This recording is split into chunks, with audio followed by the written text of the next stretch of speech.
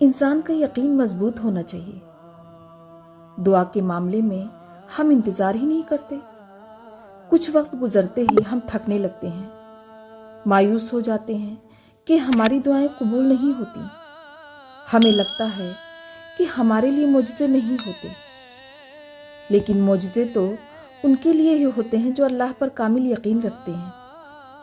ایک طرف ہم کہتے ہیں ہمیں اپنے رب پر یقین ہے، اور دوسری طرف ہم کہتے ہیں کہ ہم دعا مانگتے مانگتے تھک گئے ہیں، ٹوٹ گئے ہیں۔ ہم صبر نہیں کرتے۔ اللہ ہمیں صبر کا صلہ ہی تو دیتا ہے، صبر کے بدلے میں ہی تو معجزہ ہوتا ہے، لیکن ہم صبر نہیں کرتے۔ اس یقین کے سفر میں ہمیں تھکنا نہیں ہے۔ ہم ٹوٹ بھی جائیں ہمیں تب بھی یقین رکھنا چاہیے، ہم تھک بھی جائیں ہمیں تب بھی یقین رکھنا چاہیے کہ میرا اللہ کوئی نہ کوئی راستہ بنائے گا، کیونکہ بے شک وہ ہر چیز پر قادر ہے۔ کچھ بھی رائے گا نہیں جاتا، کچھ سیکھا ہوا ہو، کچھ بانٹا ہوا ہو، کچھ سکھایا ہوا ہو، کچھ اچھا کیا ہوا ہو، کسی بات پر صبر کیا ہوا ہو، اللہ سے کچھ مانگا ہوا ہو، دل کو مارا ہوا ہو، توبہ کی ہوئی ہو، کسی کی مدد کی ہوئی ہو، کسی کے لیے دعا کی ہوئی ہو، کسی دعا کی قبولیت پر انتظار کیا ہو، کچھ بھی رائے گا نہیں جاتا۔ سب لکھا جا رہا ہے، سب دیکھا جا رہا ہے، سب کو سنا جا رہا ہے، اور وہ سب واپس پلٹایا جائے گا آپ کی جانب خوبصورت انداز میں، قبولیت کی شکل میں، سکون کی صورت میں۔ کائنات کی ساری طاقتیں ہمارے ساتھ ہوں، مگر اللہ ہمارے ساتھ نہ ہونا تو ہم ذلیل ہو کر رہیں گے، اور کائنات کی ہر طاقت ہمارے خلاف ہو، مگر اللہ سے ہمارا تعلق صحیح ہو تو بھری دنیا ہمارا کچھ بھی نہیں بگاڑ سکتی۔ دعائیں زیادہ سے زیادہ مانگنی چاہیے، اپنی حاجتیں، ضروریات اس رب سے عرض کرتے رہنا چاہیے۔ بے شک اس کے علم میں سب ہوتا ہے، ہمارے ہر لمحے سے وہ واقف ہوتا ہے، مگر جب ہم اسے بتاتے ہیں تو ہمارے درمیان تعلق مضبوط بننے لگتا ہے۔ بس ایک بات یاد رکھنی چاہیے کہ ہمارے مانگنے میں کمی ہو سکتی ہے، اللہ کے دینے میں نہیں۔ وہ بہترین وقت پر بہترین طریقے سے نوازنے والی ذات ہے۔ جب زندگی میں تمہارے بلند ہونے کا وقت آتا ہے تو تمہیں سب سے زیادہ آزمایا جاتا ہے۔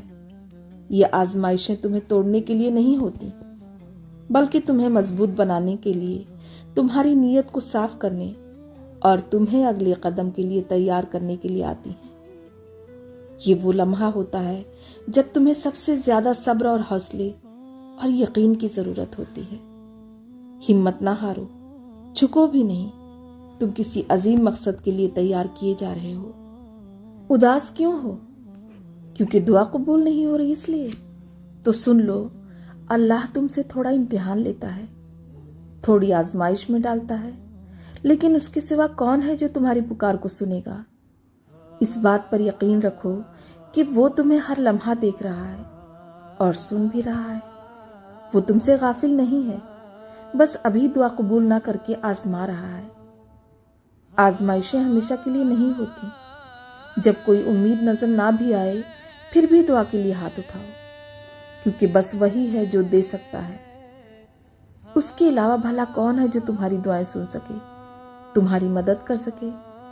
اللہ تمہارے ساتھ ہے اور وہ ہمیشہ تمہارے ساتھ رہے گا۔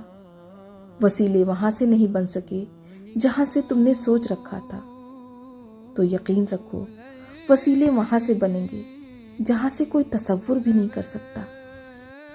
اسی لیے اداس نہ ہو۔ اگر سمجھ نہیں آ رہا کہ کیا کرو، کچھ بھی ٹھیک ہوتا نظر نہیں آ رہا ہے، تو دیکھو، یقین رکھو کہ اللہ تمہیں نہیں بھولا، اور دعا کا راستہ تو ابھی بھی تمہارے لیے کھلا ہے۔ تمہاری دعائیں ضرور قبول ہوں گی۔ مشکلات تو زندگی کا حصہ ہیں، پوری زندگی نہیں۔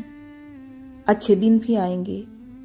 ہاں، یہ سچ ہے کہ زندگی کا سب سے تکلیف دہ پہلو یہی ہے کہ رات کی کسی پہر انسان اپنے تکلیف سے ہار جاتا ہے، آنسو اس کی ہتھیلی پر گرتے ہیں اور وہ اپنی سسکیوں کو دبانے کی کوشش کرتا ہے، لیکن اس کی اذیت کو محسوس کرنے والا کوئی نہیں ہوتا۔